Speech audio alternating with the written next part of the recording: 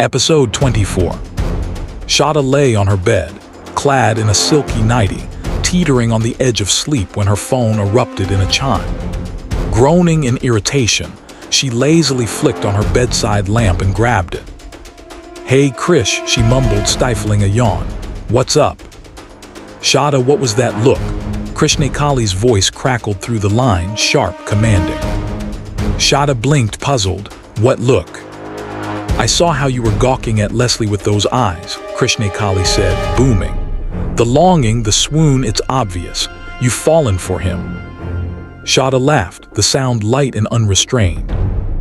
"This isn't a joke. Stop laughing," Krishnekali barked. "You're hilarious, Krish," Shada teased. "Were you expecting me to stare at the ceiling while my boss was speaking?" Krishnekali's tone hardened. "That swoon in your eyes, visible clear as day, you've fallen." "Fallen for him," Shada smirked, shaking her head. "Who would? That man's a god among men. You'd be the same if you were in my shoes." A tense pause hung over the call before Krishnekali said sharply, "Whatever. He's mine. Remember that before you even think about him." "Krish, and Audrey, she's right about one thing," Krishnekali added. Raising a brow, Shada asked sarcastically, "And what's that?" "Teasing," Krishnekali spat. "Teasing?" Shada echoed. "Yes," Krishnekali said, voice tight, "like your little goodbye when he left for the meeting." Shada rolled her eyes.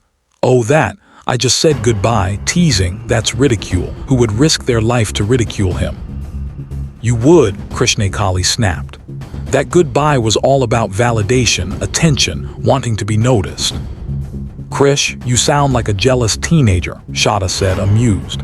"Insecure, that's what it is." "I'm not," Krishnekali said coldly. "But no one should ever feel safe around a flirt like you." Shada chuckled. "He hasn't even asked you out. You're just afraid he might like someone else. Virtually every woman in California wants his attention. Take the hint." "What?" Krishnekali shouted, but Shada hung up before she could retort. By 4 o'clock on the nose, Audrey arrived at the office. The building gleamed under harsh fluorescent lights.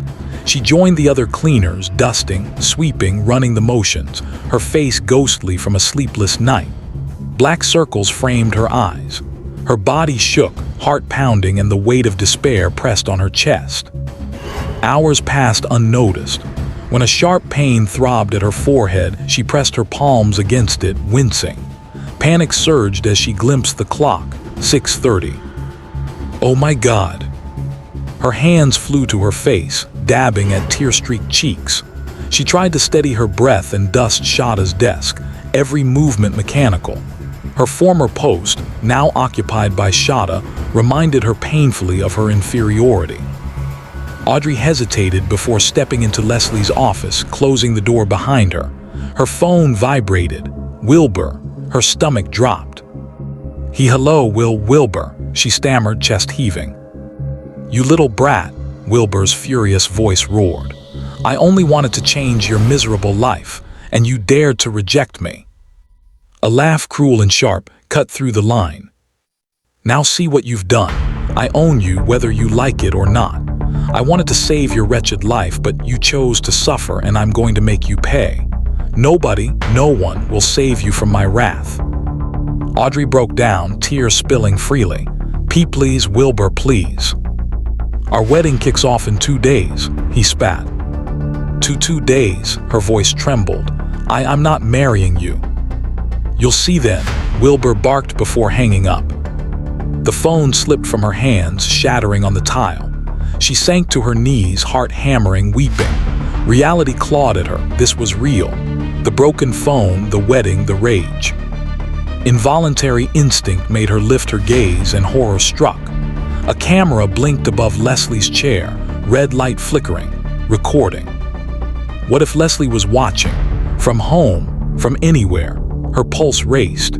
She grabbed a cloth and frantically dusted his office, wiping, polishing, terrified he'd arrive any second. Once the office gleamed, she dashed to the restroom. The door creaked. Her body stiffened.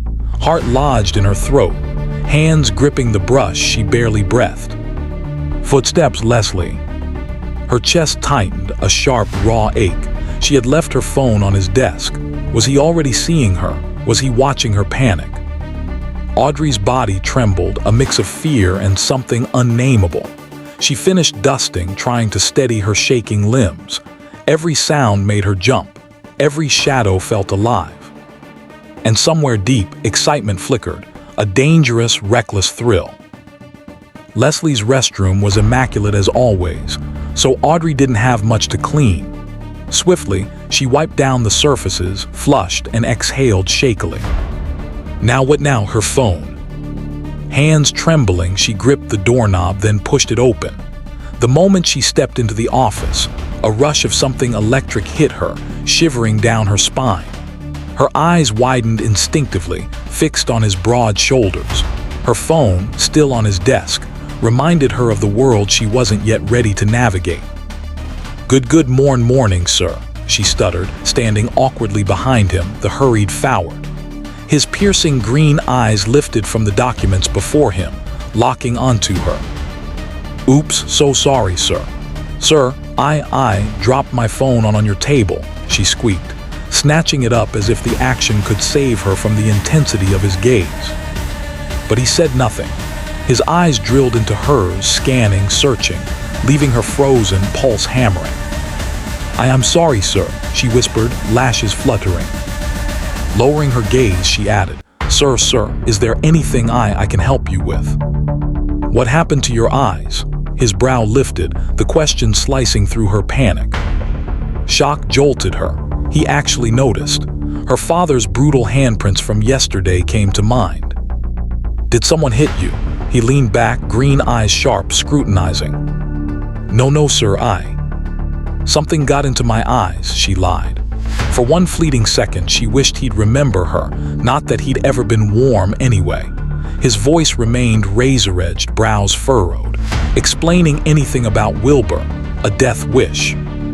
Audrey swallowed hard, feeling the weight of her fear, regret, and desperation. Today, more than ever, Leslie's temper was unpredictable. She'd have no chance to speak of Wilbur or her terror, not while keeping her life intact. The hours crawled. Stress gripped her like a vice, every moment suffocating. Depression seeped into her bones. At 1:30 on the nose, Mackenzie stormed into Shada's office, where Audrey waited.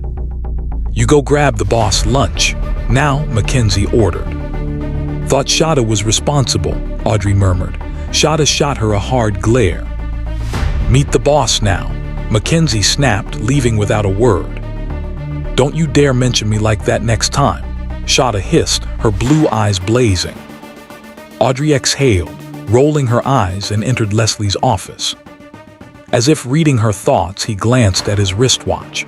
"You're headed to Kai Spaka to grab my lunch. Once Cassidy sees the logo on your polo shirt, she knows what to do." "All right, sir," she whispered, still confused. Leslie's sharp gaze caught the tension in her shoulders. Any problem with that? His glare was lethal. "Please, sir, the location," she stammered. He assessed her, disgust and suspicion gleaming. "Melrose Avenue," he said curtly. Cold dread slithered down her spine as she entered the sleek building. The ambience was perfect, sophistication draped in Tuscan charm. Audrey had never been anywhere like this. This was expensive. Leslie's lunch. How could one man spend so extravagantly? Her shabby shoes felt painfully inadequate against marble floors and gilded decor. "Hey there, I got you." A cheerful, slightly chubby woman with green hair appeared, breaking Audrey's panic. "Hi, I am sent by," Audrey began. "No worries, you're here for Lord Leslie's lunch, right?" the woman interrupted, smiling warmly. "Oh yes, you're Cassidy, right?" Audrey said. "Yup, just sit tight, I'll be right back," Cassidy said, giving her a thumbs up. When she returned with the portable bag, Audrey breathed a sigh of relief. "Here you go," Cassidy announced. Thank you," Audrey said, clutching the bag. "See you around. And hey, subscribe to my YouTube channel, Cassidy Official. It's fun over there," she added with a wink. Audrey smiled awkwardly, thinking, "Not like I even have a good phone to do that." Outside, the sun beat down. Shielding her eyes, she froze as a powerful grip seized her shoulders. Heart leaping, she spun around.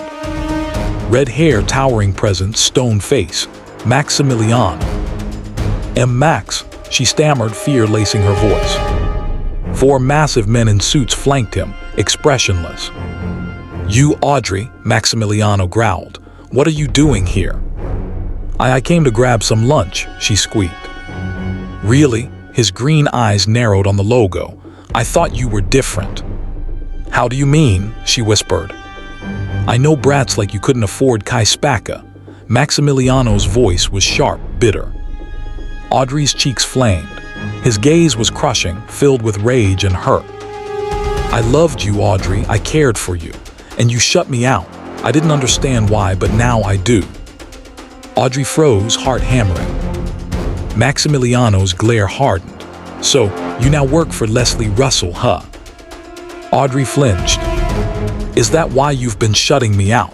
He demanded, gripping her shoulder. The Kaispaka staff froze. Security rushed in, but none dared approach. Maximiliano's presence was law. Back off, he barked. Gradually, the staff melted away, eyes wide in fear and awe. He turned to Audrey, now trembling, and snatched the bag from her. The lunch scattered across the floor. What? That's my boss food, she cried. What's wrong with you? Episode 26. Maximiliano's fist crashed into Audrey's face. The blow sent her staggering backward as a sharp cry tore from her throat. Don't you dare question me after all the bullshit you've done, he roared, seizing her shoulders and shaking her violently. Do you understand me? Whimpering, Audrey pressed trembling hands to her bleeding face. Without warning, Maximiliano grabbed her arm and dragged her across the parking lot toward the convoy of black jeeps waiting nearby. Curious onlookers slowed, uneasy clusters forming as they watched the violent scene unfold. Where are you taking me? She whimpered. Maximiliano answered with a brutal kick to her stomach. Audrey cried out as the force hurled her into the backseat of one of the exotic jeeps. A guard slammed the door shut. Gasping, she lunged forward and clawed at the handle, screaming as she fought desperately to force it open. Locked. Let me out, she shrieked through tears. Let me out of here. I swear my boss is gonna kill you. Do you know who he is? He's a freaking Mafia boss. The men beside her tried to restrain her, but she thrashed wildly, slipping from their grips like a trapped animal. Oh no, Maximiliano said from the front passenger seat. Don't stress about restraining her. Let her speak. A slow smile crept across his face. You asked me a question, Audrey. A shitty question, but I'll answer it. He turned slightly in his seat, resting his massive arm along the headrest as he looked straight at her. Yes, I know who the hell Leslie Russell fucking is, he said calmly. His grin widened. I've been wondering how to get his attention, so I'll deal the hell with him, and here you are. His blue eyes gleamed with cruel amusement. I bet it won't take nanoseconds for him to come searching for you like a dog, sniffing through the dark for its owner. And he's gonna rip your freaking face off when he finds you. Audrey shot back, struggling violently against the men pinning her down. Maximiliano chuckled softly. Rip my face off, he echoed, shaking his head. You should be worried about yourself, Audrey. His voice dropped colder. Because I'm gonna rip you apart. I'm gonna skin you alive before he arrives. Tears streamed down Audrey's flushed cheeks. She tried to speak again, but one of the men clamped a powerful arm across her mouth. Her protests dissolved into muffled groans. Maximiliano watched her struggle for a moment before turning forward again.